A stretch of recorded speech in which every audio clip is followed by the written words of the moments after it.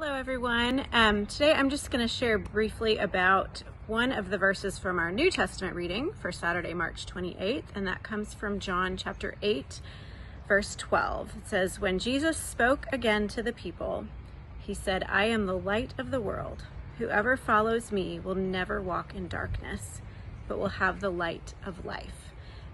There are a ton of verses in the Bible talking about light and darkness, comparing the two, that God is light, that there can't be any darkness in him at all. I just wanted to point you to one other verse, also from John, in the letter, 1 John chapter 1, we read exactly that God is light. So chapter 1, verse 5, God is light, and in him there is no darkness at all. So I just wanted to, we may be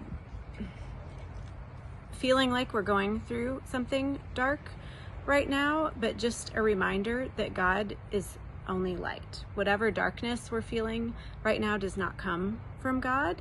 God can step into the darkness and shed light on it and bring good out of it, but there is nothing dark in and of itself from God. So I did a little exercise myself where I just made 2 columns on a sheet of paper and listed everything that is light in my life right now. And then on the other side, things that are feeling a little bit dark. So in doing that, just realizing that everything that is light, that's coming from God, and that I should be thanking and praising God for those things that he is giving me that are good.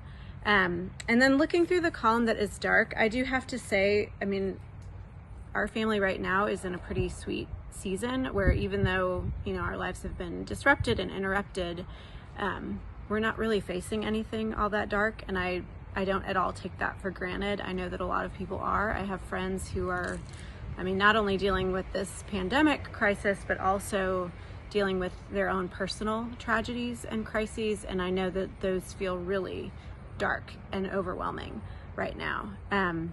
But whether you're going through something minorly dark or majorly dark, just an encouragement and a reminder that God can bring light into those situations. He may not come in and fix them entirely or eradicate them, but just to know that God can bring good from whatever is feeling dark in your life right now, and to just invite him to bring his light into those situations, because Jesus is the light of the world. He came to bring us the light of life. And just one other quick tie in.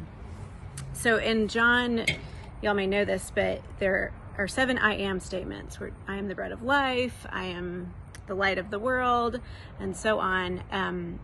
That the light of the world is the only one where Jesus says that we are also that. In Matthew 5, it says that we also are the light of the world, and that we should let our light shine before others so that they may see our good deeds and then praise our Father in heaven. So not only is Jesus the light of the world, but he gives us the task to carry that light into the world as well. So just be contemplating not only ways that you can invite God's light into whatever feels dark in your life right now, but that you can be a conduit for that light to go to somebody else. So just be thinking of ways you can bring hope to somebody right now, that you can bring encouragement to them, as Jesus is giving that to you. You can pass it on to others.